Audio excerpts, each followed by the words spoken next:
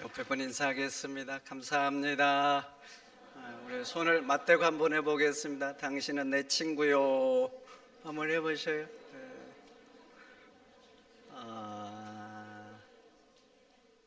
할렐루야. 광야는 고난의 땅이죠.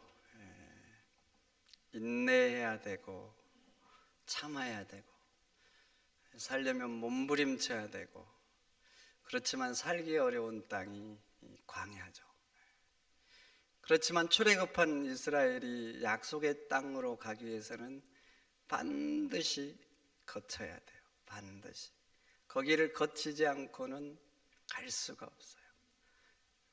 그러나 햇볕이 강렬하고, 그렇지만 실만한 곳이 없고, 물을 구하기도 어렵고, 그래서 견뎌내야 하는 땅이 바로 광야인 것이죠. 제가 20년 전 처음 성지순례를 갔습니다. 이집트를 거쳐서 이스라엘 그리고 요르단까지 가는 여정이었는데, 이집트 여정을 마치고 출애굽 여정을 따라서 이제 이스라엘로 가고 있었어요. 이집트를 벗어나면 사막이잖아요. 사막을 한참 가다 보면 광야가 나와요. 그 광야를 쭉 이제 지나가면 점점 강수량이 많아져서 이제 풀들이 좀 있고, 위쪽으로 올라갈수록 이제 땅이 점점 좋아지는 거예요. 근데 한참을 가다가 광야에서 가이드가 차를 세웠습니다. 내려서 광야 체험을 한번 해봐라는 거예요. 이스라엘 백성들이 이곳에 40년 살았으니까 당신들도 30분만 해봐라는 거예요. 내렸습니다. 버스에서 내렸는데, 태양빛이 얼마나 뜨겁더니, 하필이면 그때가 한여름이었어요. 여름이 아니어도 광야는 더운데 장렬하는 태양빛. 근데 위에만 뜨거운 게 아니에요. 밑에도 막 지열이 올라오는데 후끈후끈해요. 돌들을 만져봤어요. 광야니까 돌들이 있잖아요. 돌들. 햇빛에 데워져 가지고 뜨거워요. 뜨거워. 얼마나 뜨겁냐, 달걀을 깨서 풀면 반숙이 될 것 같은 그런 뜨거움. 30분 시간을 줬는데요, 아무도 30분을 안 있어요. 잠깐 있다가 다 차로 돌아왔어요. 잠시 광야 체험을 했는데 그런 생각이 절로 들었습니다. 이런 곳에서 어떻게 이스라엘 백성은 40년을 견뎠을까? 이 광야는 그래서 고통의 땅이에요. 고통의 땅. 그래서 광야는 말이죠, 뭔가 잘하는 게 몹시 어려워. 뭔가 잘하는 게 가끔 자라요. 풀이 가끔 있어요. 근데 그 풀을 보면 그런 생각이 들지 않겠어요? 어떻게 이런 데 풀이 그래도 있을까? 가끔 나무가 있어. 어쩌다가 나무들이 이제 아주 이렇게 잘 자라지를 못하죠. 강수량이 없으니까. 뭔가 이렇게 광야에서 자라는 건 너무나 쉽지가 않아요. 그런데 말이죠, 이 광야에서 한 가지는 너무나 잘 자라요. 키우지 않는 대로 쑥쑥 자라는 게 있어요. 그게 뭔지 아세요? 바로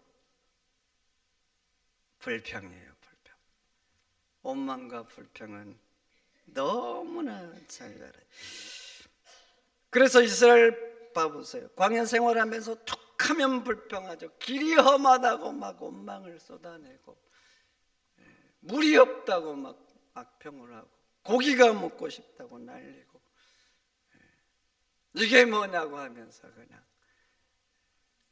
툭하면 그냥 불평을 하는 거예요. 오늘 본문 1절도 보세요. 이렇게 시작하죠. 백성이 여호와 들으시기 악한 말로 원망한다. 왜 원망했는지 이유도 나와 있지 않아요.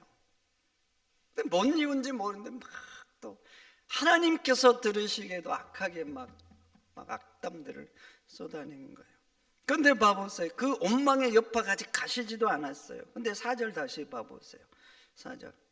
이스라엘 중에 섞어 사는 무리가 탐욕을 품매 이스라엘 자손도 다시 울며 가로되 누가 우리에게 고기를 주어 먹게 할꼬. 아직 1절의 상황이 여운이 아직 남아있잖아요. 중간에 뭐가 없어요. 어떤 사건이. 근데 그 영혼이 아직 남아있는데 다시, 성경은 다시라 그래, 다시 불평이 시작돼. 그래서 백성들이 막 울고불고 난리가 난 거예요. 이들의 원망이 뭡니까? 5절, 우리가 애굽에 있을 때는 값없이 생선과 외와 수박과 부추와 파와 마늘을 먹는 것 생각나거늘 그래요. 6절, 이제는 우리 기력이 있어야 돼. 이 만나 외에는 보이는 것이 아무것도 없도다. 기력이 있어야 했다. 개역 성경에는 정력이 있어야 했다 그래. 정력이. 불평이 뭐냐? 고기를 먹을 수가 없다는 거예요. 고기를 먹을 수 없다. 그래서 고기를 먹을 수 있었던 애굽이 좋았다는 겁니다. 여러분, 이들의 애굽 생활이 어떠했습니까? 노예 생활을 했어요. 중노동. 그리고 출애굽 전에는 말이죠, 이 국고성을 짓는데 동원이 돼가지고 죽도록 고생했어. 죽도록. 얼마나 고생을 했는지 출애굽기 읽으면 잘 나오잖아요. 그런 고생만 했습니까? 바로 왕이 이스라엘의 인구를 줄이려고 아들이 태어나면 죽이라 해서 죽이라. 아들을 죽이는 그런 처참한 아픔을 당한 거예요. 그래서 그들이 하나님 앞에 매일 부르짖었잖아요. 하나님, 우리를 도와달라고, 우리를 구원하달라고, 우리를 구원하. 그 부르짖음이 얼마나 처절했겠어요. 그래서 하나님이 그 부르짖음을 듣고 모세를 보내서 온갖 기적을 통해서 출애굽하고 여기까지 인도하신 거예요. 그런데 그렇게 인도해 주셨는데 지금은 이 만나밖에 없다는 거예요. 만나밖에. 그래서 노예 생활하면서 외국인들이 가끔 던져주는 그 고기를 먹었는데 그 고기 먹었던 애굽이 좋았다는 겁니다. 여러분, 만나의 뜻이 뭡니까? 만나의 뜻이 뭐예요? 이게 뭐냐? 이게 뭐냐? 왜 이게 뭐냐? 이렇게 지어졌겠어요. 광야에 먹을 거 없잖아요. 근데 오늘날 하나님께서 그들을 불쌍히 여기고 사랑하셔서 만나를 내려준 거예요. 아침에 일어나서 딱 나갔는데 만나가 사면에 내려 있는 거예요. 이게 이스라엘 백성이 놀란 거예요. 이게 뭐야? 이게 뭐야? 먹을 거잖아요. 먹을 거. 그래서 그 뭐냐 속에는 놀람도 있지만 하나님에 대한 감사가 가득 담아 있어요. 하나님, 이게 뭡니까? 감사해가지고 이게 뭡니까? 부모가 어린 자식 위해서 선물을 딱 사갔어요. 그러니까 자식이 그런 거예요. 엄마, 이게 뭐야? 좋아가지고.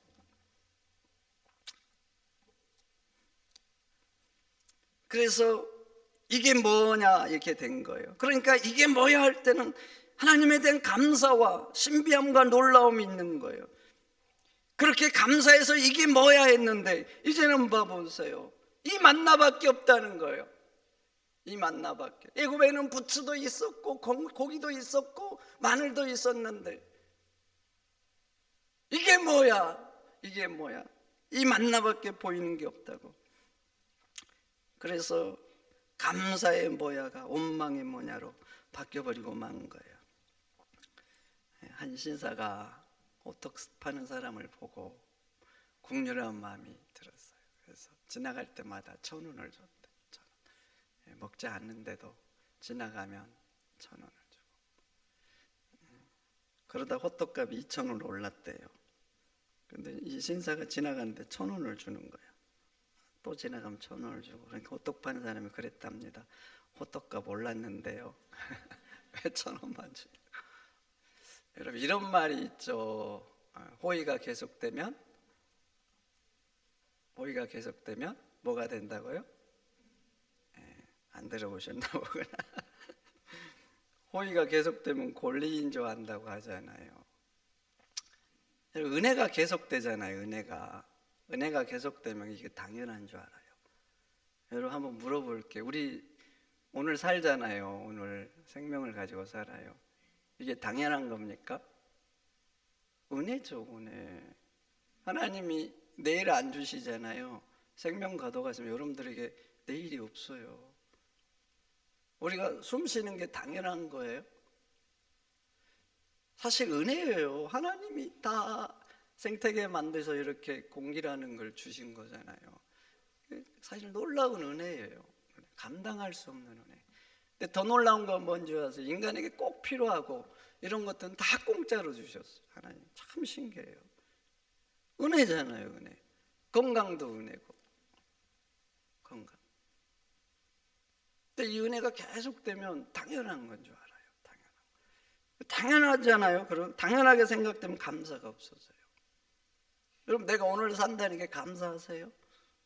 감사하냐고. 은혜인데 당연하다고 생각, 감사 없어요. 그러다가 뭔가 하나 없어지잖아요. 은혜로 계속 누려왔던 건데 뭔가 하나 부족해져요. 그럼 불평하는 거예요. 이게 뭐냐고. 이스라엘 백성들이 그런 거예요. 이스라엘 백성들. 만나가 은혜잖아요. 그런데 지금은 이게 뭐냐고 원망하고 있는 거예요. 근데 오늘 본문뿐만 아니에요. 14절에도 백성들이 불평하며 소리 높여서 울었다 그래. 소리 높여서. 16절에도, 16장에도, 20장에도, 21장에도 계속 불평합니다. 마음에 안 들기만 하면 작은 문제만 직면해도 그냥 불평과 원망을 쏟아내는 거예요. 그러면 하나님이 기적을 안 베푸셨어요? 아니잖아요. 놀라운 기적을 계속 베푸잖아요. 출애굽할 때부터 기적의 역사가 시작해요. 하나님이 그들을 안 돌보셨어요? 아니에요. 광야 가운데 돌보시니까 이렇게 지금까지 이렇게 있는 거예요. 하나님의 은혜가 계속되는 거예요. 그런데 하나님께서 마치 아무것도 안 하신 것처럼, 도와주시지 않는 것처럼 그냥 그들은 원망을 쏟아내고 있는 거예요. 그럼 여러분들은 어떻습니까? 인생의 광야를 만나면 어떻게 반응하세요? 어떻게 반응하세요? 아니, 저 인간은 저렇게 잘 사는데 난 뭐야? 저 인간은 나보다 잘난 것도 없는데 마늘도 있고 부추도 있고 생선도 있고 오이도 있네. 나는 이 만나밖에 없네. 이게 뭐야?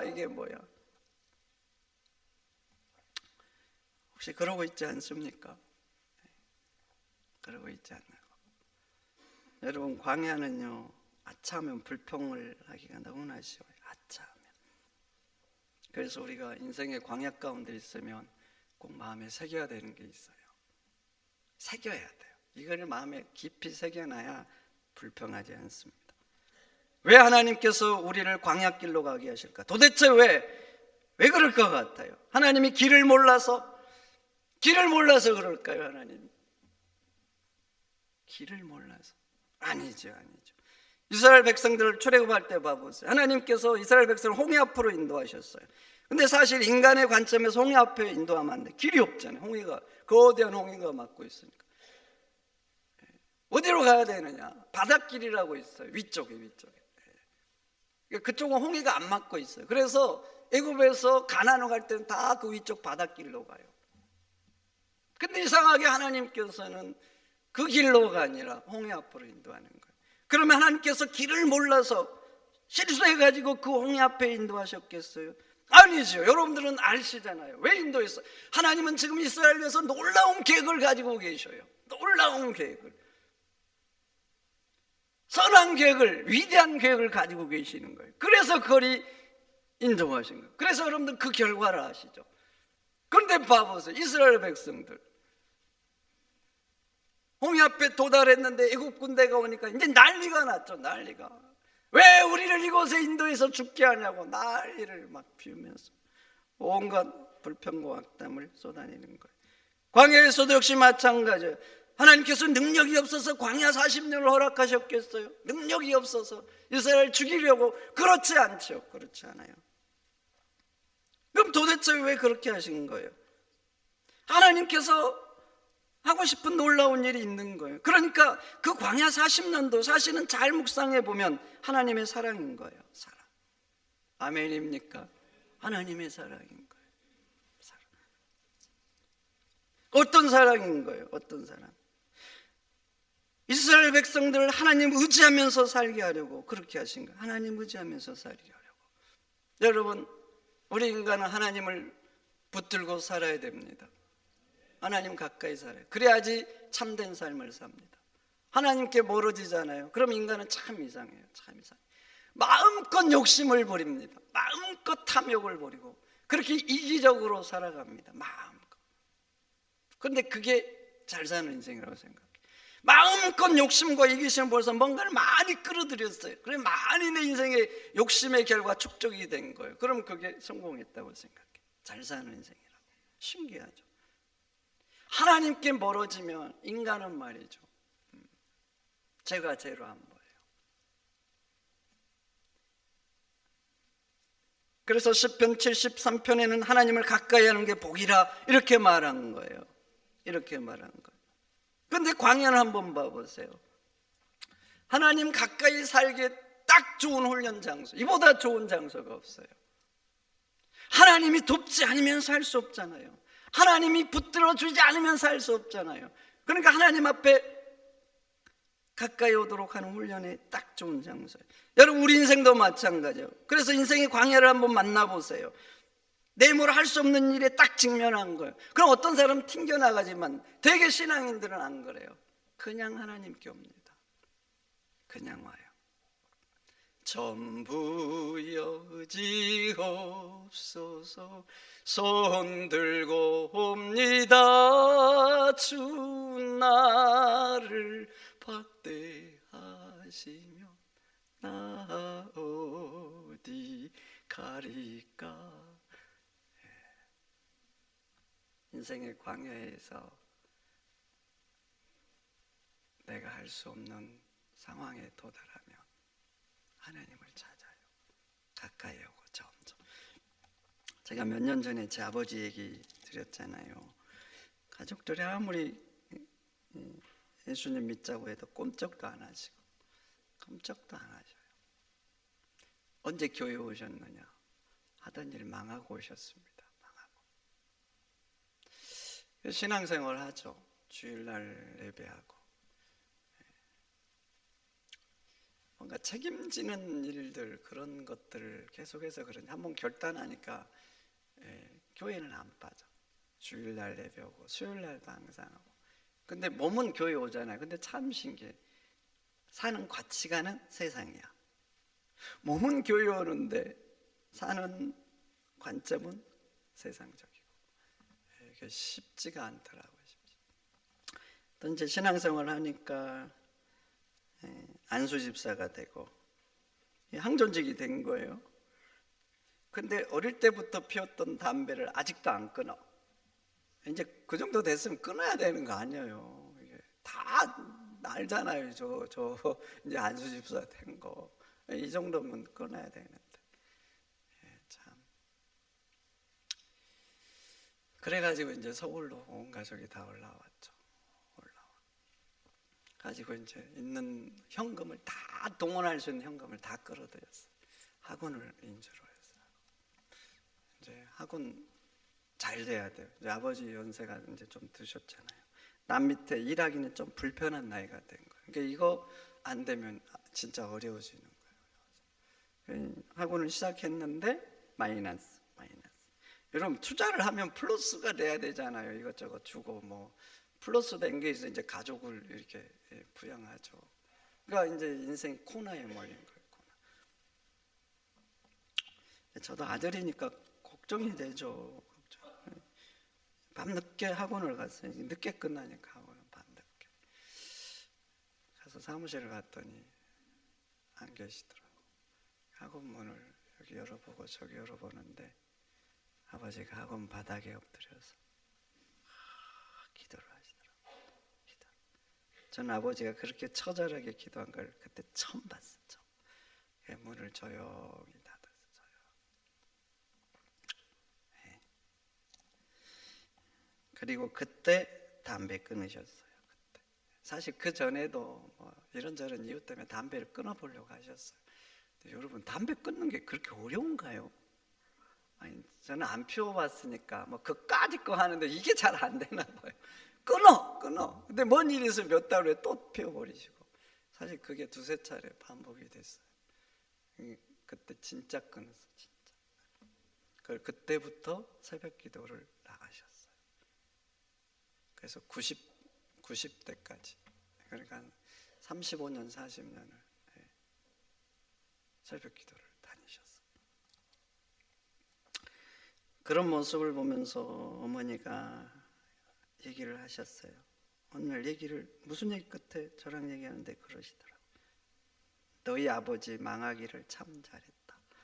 망하지 않았으면 저렇게 안 변했을 텐데 망해서 저렇게 돼서 하나님께 가까이 갔다고. 근데 그 말이 제 마음에 팍 박혔어요. 근데 한번 봐보세요. 망해서 아버지 인생만 힘들어진 게 아니에요. 가족들의 인생이 다 힘들어졌어요. 힘들어. 그때부터 아버지는 이제 뭐 남 밑에 가서 일하기 어려우니까 새벽에 일찍 노동시장에 나가는 거예요. 노동시장. 뭐 저희들 이제 형 대학생, 저 대학생, 밑에 여동생 있고, 아버지가 그래가지고 이 세 명을 뒷받침할 수 있겠어요? 안 되잖아요. 그러니까 형은 말할 것도 없고, 저도 용돈부터 보려고 투쟁을 해요. 용돈부터. 그래서 그 학교에서 근로 장학생이라고 해서 근로하고, 쉬는 날이면 저도 이게 노가다라 그러죠. 가서 일하고, 어떤 방학에는 여름철에 한 여름 내내 방학 내내 지방에 가서 숙식 해결하면서 그 막노동하고, 다 고생을 한 거예요. 그렇게 고생을 했는데 한 가지 말이죠. 한 가지 얻은 게 있어요. 천하보다 귀한 아버지의 영혼이 하나님께 가까이 온 거예요. 가까이 온 거예요. 여러분, 그래요. 사람은 광야길로 접어들면요 힘들잖아요. 힘들어. 아파요. 인내해야 되고. 그런데 말이죠, 그게 하나님께 기회가 돼. 하나님 백성들을 더 가까이 부르게. 그리고 하나님의 자녀들도 기회가 돼. 하나님께 가까이 갈 기회. 그러니까 힘들고 어렵죠. 광야를 만나면, 인생이 광야길에 살면 고통스럽잖아요. 참고 몸부림치고 그렇거든요. 그냥 상황적으로 보면 이게 뭐야 그러고 싶어요. 그런 입이 그냥 나오게 돼 있어. 그런데 믿음으로 보면 안 그래요. 믿음으로 보면 사실 감사해요. 감사. 왜냐하면 하나님 우리를 부르시는 사건이잖아요. 그러니까 여러분, 인생의 광야를 만나면 육신의 눈으로만 보지 말고 믿음으로 보시기를 축원드립니다. 그러면 여러분도 감사할 수 있어요. 그리고 두 번째, 광야라는 건 봐도 세상 물 빼기에 딱 좋은 장소예요. 여러분, 보통 사람이 그냥 세상 물에 빠진 줄 알아서 잘 안 그래요. 그래서 여러분들이 잘 아는 신명기 8장 2절 3절 너무나 잘 알잖아요. 너무나 잘 알아. 하나님께서 왜 이 40년 동안 광야길을 가면서 너희를 낮추시고 시험하셨는가? 하나님 말씀대로 살게 하려고 그랬다는 거예요. 그리고 그 다음 구절도 이래요. 여러분들이 잘 아는 예수님이 40일 금식하고 시험 받았던 그 구절도 그때 나와요. 그러면서 왜 너희 조상들도 먹지 못한 만나를 이 광야에서 40년 동안 먹게 하시고 걷게 하셨는가? 너희가 사람이 떡으로만 사는 게 아니라 하나님 말씀으로 사는 존재인 줄 알게 하려고. 왜 그렇게 광야 동안 하나님 그렇게 걷게 하셨느냐 이 말이에요. 능력이 없어서 아니라는 거예요. 길을 몰라서 아니라는 거예요. 아니라는 거죠. 하나님 말씀대로 살게 하려고. 그래서 그랬다는 것입니다. 여러분 한번 봐보세요. 이스라엘 백성이 애굽에서 400년 동안 살았어요. 그러면서 애굽물이 얼마나 들었겠습니까? 애굽물이 어릴 때부터 살았어요. 어릴 때부터. 그 물이 빠지겠습니까? 정치적인 성향도 한번 물들잖아요. 그것 잘 안 변해요. 한번 딱 물들어 있는 사람은 뭐 웬만큼 하면 그냥 안 변해.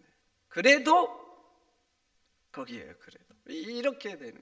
그 정치색 하나 빼는 것도 쉽지 않은데 평생 동안 어릴 때부터 조상 대대로 거기서 살면서 애굽물이 들었는데 그냥 빠지겠냐고요. 그래서 하나님께서는 광야의 빡센 훈련이 필요했던 거예요. 그래서 광야는 힘들지만 말이죠. 믿음으로 보면 광야 40년도 하나님의 사랑인 거예요. 사랑. 하나님 백성들을 너무나 사랑하셔서 그대로 두면 안 되잖아요. 하나님의 백성이잖아요. 우리 대한민국 법 지켜야 되듯이 하나님의 백성, 하나님의 법을 지켜야 되는 거 아니에요? 그래서 그러니까 믿음으로 보면 사랑인데 사실은 가슴 아픈 사랑인가? 하나님의 가슴 아픈 사랑. 그런 여러분도 인생 광야를 만나면 하나님의 사랑을 믿으시기를 축원드립니다. 광야에서 하나님의 인도하심과 하나님의 일하심과 하나님의 사랑을 믿느냐 믿지 않느냐 너무나 달라요. 믿어지는 것과 안 믿어지는 것. 이스라엘 백성들이 왜 그런 기적 가운데 은혜 가운데 살면서도 작은 문제 만나면 왜 불평했겠어요? 하나님의 인도하심을 믿지 않은 거예요. 지금까지 인도하신 하나님께서 여전히 내 인생을 책임질 거는 이 믿음이 없는 거죠. 하나님의 위대하신 역사, 선하신 사랑이 느껴지지 않는 거예요. 그러니까 문제 만나면 대번에 불평하는 거예요. 대번에. 여러분 믿어져야 돼요. 믿어져. 하나님의 일하심이 믿어지고 선하심이 믿어지고 하나님의 사랑이 믿어져야 돼요. 그래야지 이게 뭐야 이게 뭐야 이러지 않아. 이게 뭐야. 여러분 저번 주에 다윗 얘기했잖아요. 다윗 얘기. 다윗이 찬양을 했던 34편. 여러분 저번 주 설교 들었으니까 아시겠지만 다윗이 살아남기 위해서 아비멜렉 앞에서 미친 채 한 거죠. 미친 채 침을 질질 흘리고 망명을 갔는데 거기서도 이제 죽을 지경이어서 미친 채 하다가 지은 시잖아요. 근데 그 시가 찬양이잖아요. 근데 사실 다윗의 인생은 광야의 인생이 아니에요. 광야보다 더한 사막의 인생이죠. 광야는 그래도 어떻게 버티면 조금이라도 사람들이 살거든요. 조금이라도 조금 나은 환경. 광야도 이제 위쪽 가면 조금 나아요. 거기서 조금 그래도 버티는 거예요. 생명이 조금이라도 있고. 그래서 사막은 그렇지가 않아요. 사막은. 근데 사막의 인생인데 아비멜렉 앞에서 살아남기 위한 이 삶은 말이죠. 사막에 있는데 모래폭풍을 만난 상황이잖아요. 그 모래폭풍을 온몸으로 그냥 견딘 거예요. 견딘 거. 그런데 그런 상황을 겪고 나서 찬양을 한 거예요. 근데 찬양의 내용 보셨잖아요. 마치 무슨 좋은 일이 있는 것처럼 감사한 일이 가득한 것처럼 하나님을 높이고 찬양하겠다고 이렇게 고백을 하잖아요. 여러분 왜 이런 상황에서 인생이 광야도 아니고 사막인데 그 모래폭풍을 경험했는데 이게 뭐냐가 아니라 하나님 이게 뭡니까? 이게 아니라 오히려 하나님을 항상 더 높여 찬양할까요? 하나님을 믿은 거예요. 사망의 음침한 골짜기에서도 그의 지팡이와 막대기로 지금 나를 지키고 계신다는 하나님, 이를 통해서 나를 다지고 더 위대하게 합력하여 선을 이루실 거는 하나님, 그래서 이 일도 하나님의 사랑이라는 걸 믿은 거예요. 믿어지니까 찬양이 나오죠. 그러니 여러분도 인생의 광야 속에서 하나님을 믿으시기를 축원드립니다. 하나님의 선하심을 믿으시기를 축원드립니다. 내 인생을 붙드시는 하나님, 힘들고 어렵지만 이를 통해서 위대한 일을 하실 하나님, 나를 사랑하는 하나님을 믿으세요. 믿으면 여러분도 그 광야에서 불평이 아니라 다윗처럼 찬양할 줄 믿습니다. 기도하겠습니다. 하나님 감사합니다. 하나님의 선하심을 믿게 하소서. 광야 중에서도 하나님의 사랑을 믿게 하소서. 그래서 원망이 아니라 불평이 아니라 이게 뭐야 이게 뭐야 탄식이 아니라 오히려 다윗처럼 하나님을 그 광야 중에서도 더욱 높여 찬양할 수 있는, 감사할 수 있는 믿음의 자녀들이 되도록 역사하여 주옵소서. 예수님의 이름으로 기도하옵나이다. 아멘.